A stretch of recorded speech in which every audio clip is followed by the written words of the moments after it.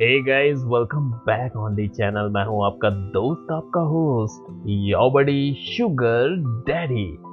आज मैं आप सबके लिए एक कहानी लेकर आया हूं और इस कहानी का नाम है कुल्फी एंड कैपेचिनो।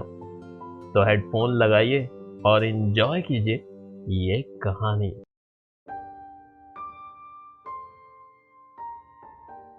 तो कहानी शुरू होती है ग्रेजुएशन का रिजल्ट आने के ठीक 7 दिन बाद से। घर की रसोई से छनकर आ रही आवाजों से सुबह का अंदाजा हो गया था। अब तक मैं रजाई की सेफ प्रोटेक्शन में खुद को सेफ मानकर किसी ऐसे राजा की तरह आराम फरमा रहा था जैसे कोई जंग जीत कर आया हो।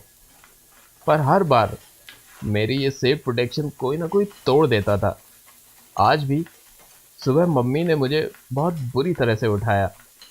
मैं इसके लिए बिल्कुल भी तैयार नहीं था, लेकिन मम्मी तैयार थी। वक्त का कुछ अंदाजा भी है तुम्हें? मम्मी ने रजाई हटाते हुए कहा। मैंने कोई खास रिएक्शन नहीं दिया। हाँ, ठंड जरूर लग रही थी। मानव मर्द को दर्द नहीं होता, लेकिन ठंड लगती है भाई साहब। तो मैं अपने आप को सिकोड़ कर एक कोने में बैठ गया।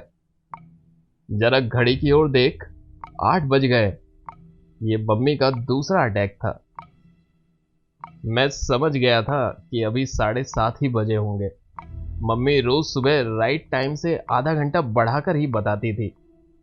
पता नहीं उन्हें सुबह सुबह झूठ बोलकर क्या हासिल होता था। मुझे बड़े लोगों का यही डबल स्टैंडर्ड बिल्कुल पसंद नहीं। बचपन से कहते आए हैं कि झूठ बोलना पाप है, पर अब खुद बड़े होकर वो ये पाप हर रोज खुद करते हैं। शायद वो सोचते हैं कि चाहे जितने पाप कर लो, आखिर 380 रुपए में सारे पाप धुल जाते हैं। मेरे शहर उदयपुर से हरिद्वार का किराया 380 रुपए ही है। बस वहां जाओ, गंगा नहाओ और सर्फ एक्सेल के उस ऐड की तरह धोया भिगोया और हो गया, सारे पाप धुलवा लो। लास्ट वीक ग्रेजुएशन का रिजल्ट आ गया था। अब पापा चाहते थे कि मैं एमबीए करूं, फिर शर्मा जी और वर्मा जी के लड़कों की तरह हाई पैकेज पे किसी एमएनसी को ज्वाइन करूं। वो समझाते थे, ये पैकेज का दौर है। हर दौर का अपना एक गुण होता है। जिसके पास उस दौर की मक्खियों को मंडराना होता है। पैकेज इस दौर का गुण है और तुम मक्खी। आखिर वो भी 10 लोगों के बीच गर्व से कहना चाहते थे कि उनका बेटा एक मल्टीनेशनल कंपनी में काम करता है।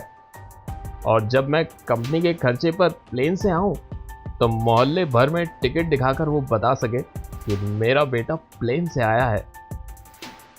तो कुल मिलाकर मामला ये था कि उन्होंने अपना फरमान जारी कर दिया था। मुझे जयपुर जाकर किसी कोचिंग इंस्टीट्यूट को ज्वाइन करना होगा। उनका फैसला आखिरी फैसला होता था। सो उनके अकॉर्डिंग आज मुझे जयपुर जाना था। उस वक्त ज्यादा कोचिंग इंस्टीट्यूट होते नहीं थे। जो कुछ थे वो 100% सिलेक्शन की गारंटी साथ में देते थे। न्यूज़पेपर में उन दिनों ऐसा ही एक इंस्टीट्यूट अपने ऐड की वजह से काफी फेमस हो रहा था। तो फाइनली ये फिक्स हो चुका था कि मुझे वहीं से कोचिंग लेनी है। मैं जल्दी से नहा धोकर तैयार हुआ। सारा सामान तो मम्मी ने रात में ही पैक कर दिया था। कितनी जल्दी थी उन्हें अपने बेटे को शर्मा जी के बेटे की तरह बनाने की। खाने की टेबल पर पापा मेरा वेट कर रहे थे। पापा रोज डाइनिंग टेबल पर ही खाना खाते थे और मैं अपने कमरे में। पर इतनी जल्दी कभी भी मैंने खाना खाया नहीं था, लेकिन आज तो खाना ही था। तो मैं भी पापा के सामने वाली कुर्सी पर जाकर बैठ गया।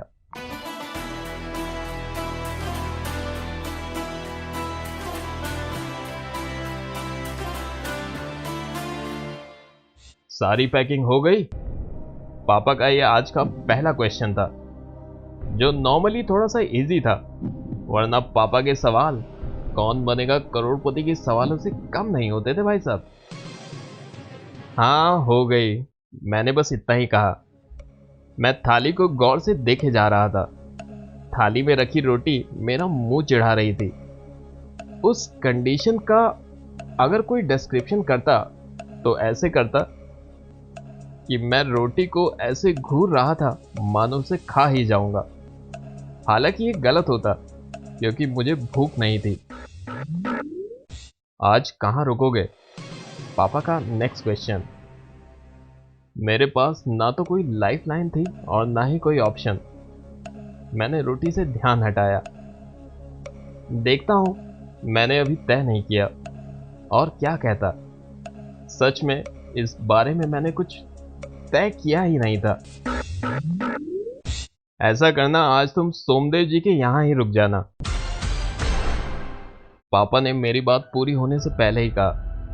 मुझे समझ में नहीं आता ये बड़े लोग वो सवाल पूछते ही क्यों हैं जिसके जवाब इन्होंने पहले से ही फिक्स करके रखे होते हैं। जी, मैंने बस इतना ही कहा। कल तक कोई रूम ढूंढ लेना। किसी अच्छे पढ़ने वाले लड़के को अपना रूममेट बना लेना। अकेले कमरा लोगे तो बहुत महंगा पड़ेगा। पापा की बातें मैं चुपचाप सुने जा रहा था। प्लेट में रोटी अब तक मेरे सामने पड़ी थी। तभी मम्मी ने एक और रोटी लाकर रख दी। तू यूं रोटी को देख क्या रहा है? इसे खा भी ले, मम्मी ने कहा। जाने वहां तेरा क्या होगा। सामने रखी रोटी तक तो खाई नहीं जाती है। कौन लाकर देगा तुझे वहां पर? खाने पीने में कोई भी कोताही मत बरतना। हेल्दी रहोगे तभी तो पढ़ पाओगे। मम्मी ने भी अपनी टेंशन बता दी मुझे। न जाने इन लोगों को इतनी टेंशन क्यों होती है। दूसरे शहर मैं जा रहा हूं, टेंशन मुझे होना चाहिए, और यहां तो जिसे देखो वही टेंशन लिए घूम रहा है। मैंने तुम्हारी मम्मी को पैसे दे दिए हैं, जब जाओगे तो उनसे ले लेना, पापा ने हाथ धोते हुए कहा। पापा खाना खा चुके थे। मैंने भी जैसे तैसे 2 रोटियों को किसी तरह से मुंह में ठूसा। इससे पहले कि मम्मी तीसरी रोटी लाकर अपनी ममता का वास्ता देकर मुझे खाने के लिए मजबूर करती, मैं टेबल से उठ गया। वॉश बेसिन तक पहुंच गया भाई साहब, पर तब तक मम्मी रोटी लेकर आ चुकी थी। अरे ये क्या, 2 ही रोटी खाई? मम्मी की बात पूरी होने तक मैं हाथ धो चुका था। मन ही मन अपना मिशन सक्सेसफुल होने पर बहुत खुश हुआ और मम्मी बड़बड़ाते हुए किचन में वापस चली गई। पापा के ऑफिस जाने का टाइम हो गया था। वहां पहुंचते ही फोन कर देना, पापा ने कहा। जी।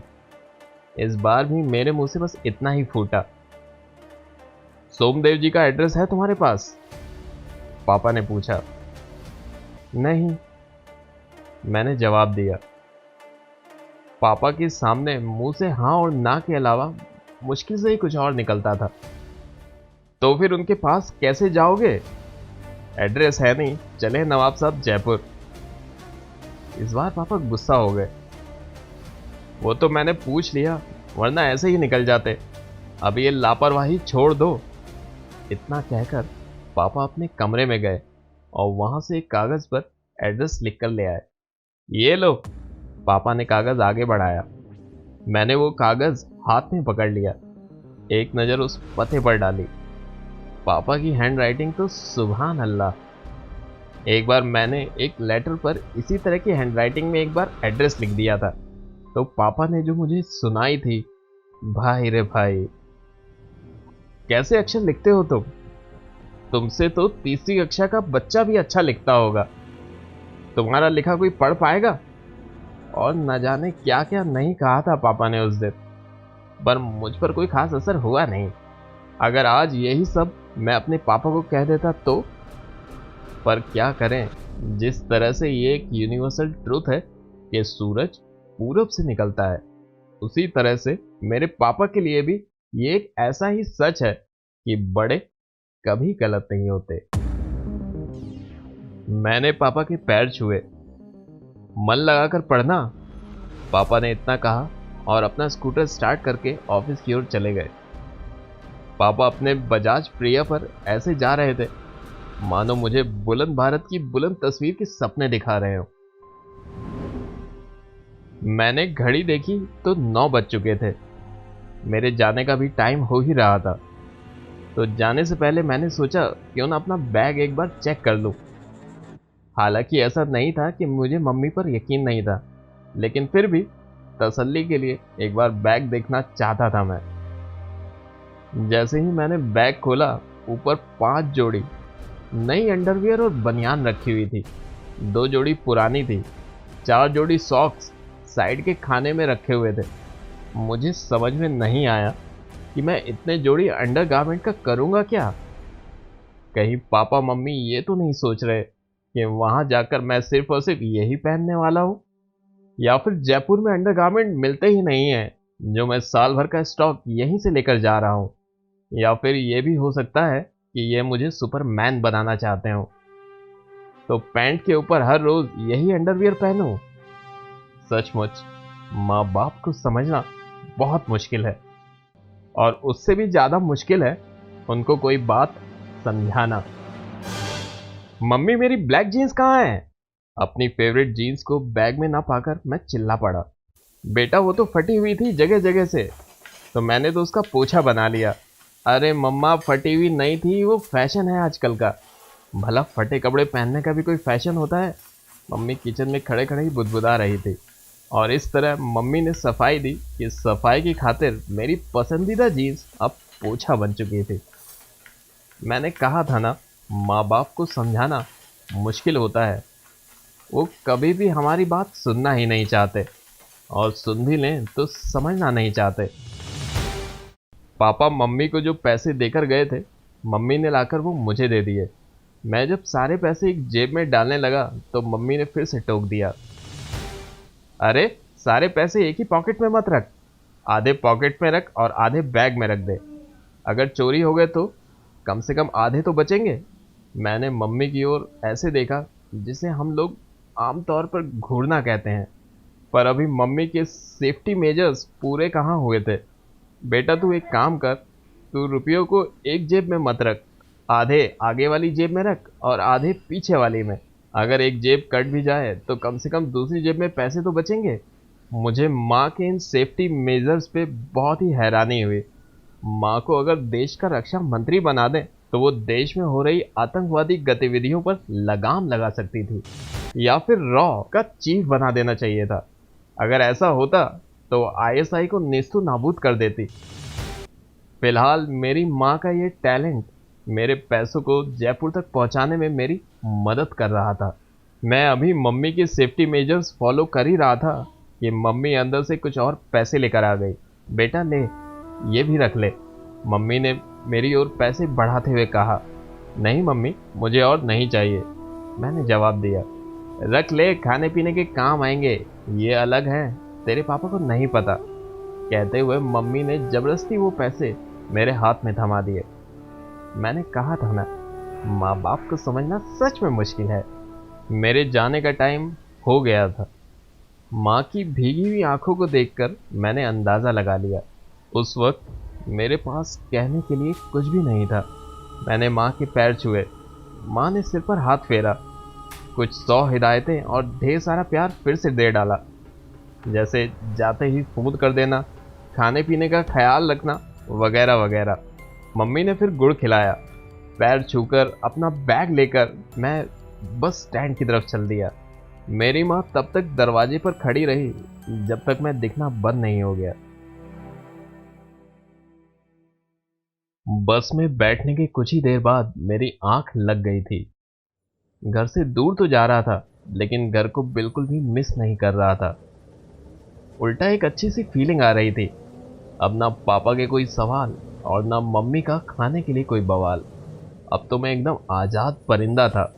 मैं नींद में था या ऐसे ख्यालों में, ये कहना थोड़ा मुश्किल है। फिर भी मेरा तो यही मानना है कि एक बेफिक्र सी नींद मुझे घेरे हुए थी। बस में शायद किसी ने घर से लाया हुआ खाने का डब्बा खोल लिया था, तो पूरी बस में खाने की स्मेल तैर रही थी।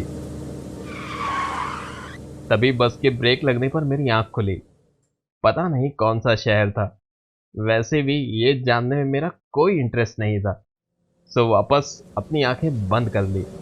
अचानक मेरी नाक ने महसूस किया कि परफ्यूम की एक तेज स्मेल उसी की तरफ आ रही थी। उस स्मेल ने खाने की स्मेल को बहुत अच्छे से कवर कर दिया था। जब वो स्मेल एकदम से मेरे पास आ गई तो मेरी आंख खुली। एक्सक्यूज मी, ये उस स्मेल की आवाज़ थी।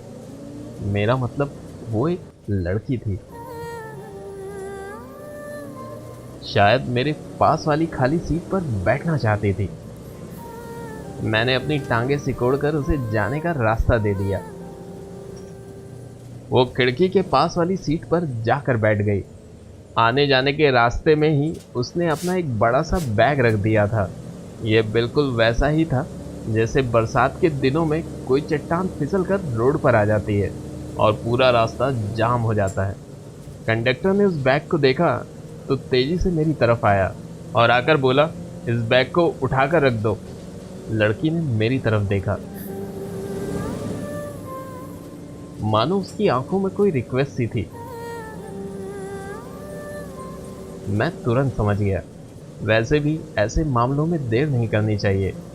मैंने बैग उठाया तो बैग थोड़ा भारी था, लेकिन फिर भी मैंने उठाकर उसको रख दिया। लड़की ने भी 2 बार मुझे थैंक यू बोला।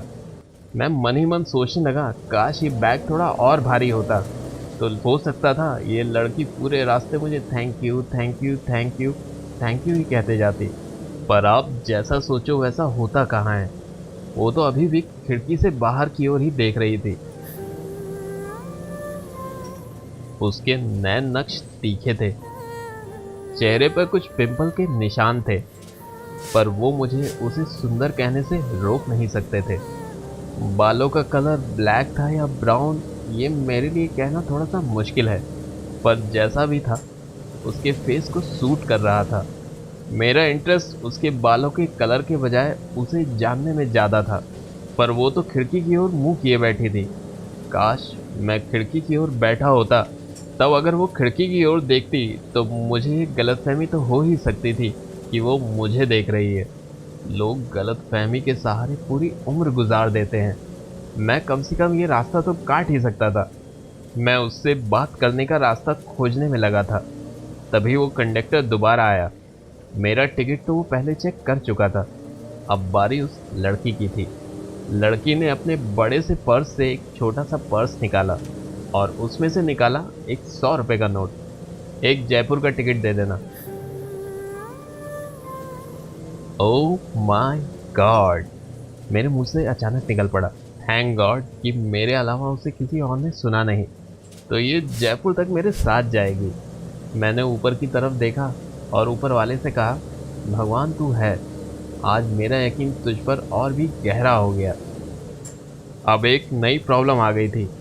मुझे ये तो पता चल गया था कि वो जयपुर तक जा रही थी, पर मैं उसको ये कैसे बताता कि मैं भी जयपुर तक जा रहा हूँ। तभी मेरी नज़र कंडक्टर पे पड़ी। वो कंडक्टर मुझे कंडक्टर नहीं फरिश्ता लगा। मैंने कंडक्टर से कहा, मेरे पास टिकट है, दिखाऊं? मुझे लगा कंडक्टर बोलेगा कि मालूम है जयपुर जाओगे और मेरा काम हो जाएगा। पर आप जैसा सोचें वैसा हो जाए तो आप ही भगवान ना बन जाओ। पर मैं तो था मामूली सा इंसान।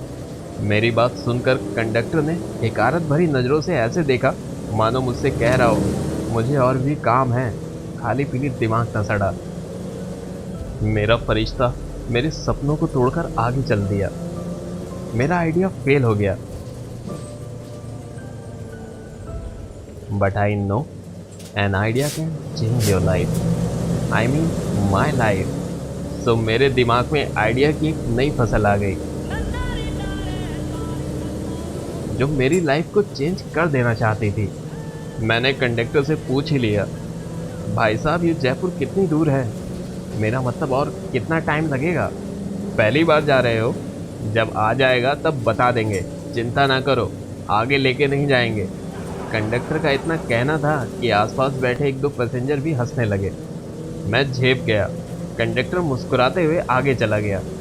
उसकी मुस्कान बड़ी कमीनी थी, पर कुछ भी हो, मैं अपने मकसद में तो कामयाब हो ही गया था। अगर उसने अपने कान खोले रखे हों तो वो समझ ही गई होगी कि मैं और वो एक ही जगह जा रहे हैं। पर अब तक उसने कुछ पूछा क्यों नहीं? उसने कहा क्यों नहीं, आप भी जयपुर जा रहे हैं? मुझे अब खिड़की पर गुस्सा आने लगा था। अगर बस में एक भी खिड़की ना होती तो तब तो बोरियत से बचने के लिए उसे मुझसे बात करनी ही पड़ती। पर मैं भी आसानी से हार नहीं मानने वाला था। मैंने बातचीत का तरीका खोज ही निकाला। जयपुर आने ही वाला था। पापा के दिए एड्रेस के हिसाब से सोमदेव अंकल का घर वैशाली नगर में था। आप जानती हैं ये वैशाली नगर कहाँ पड़ेगा? आखिर मैंने हिम्मत करके पूछ ही लिया। मेरी बात सुनकर उसने मेरी ओर देखा। इससे पहले कि वो कुछ कहती, एक आवाज आई, पुरानी चुंगी नाका पर उतर जाना, वहां से पास पड़ेगा। पास से ही निकल रहे कंडक्टर ने मेरी बात को सुनकर जवाब दिया था। एक बार फिर से मेरी कोशिश बेकार गई। कंडक्टर जो थोड़ी देर पहले मुझे फरिश्ता लग रहा था, अब हैवान लगने लगा। इतनी हिम्मत जुटाकर मैंने उससे ही पूछा था। अब मेरे पास उससे बातचीत का और कोई भी बहाना नहीं था, तो मैं निराश होकर आंखें बंद करके बैठ गया। आपको भी वैशाली नगर जाना है? ये आवाज़ सुनकर मैंने आंखें खोली। मुझे यकीन ही नहीं हुआ कि उस लड़की ने मुझसे पूछा था, मुझसे, अनुराग मेहता से। लेकिन ये सच था। बहुत आई गई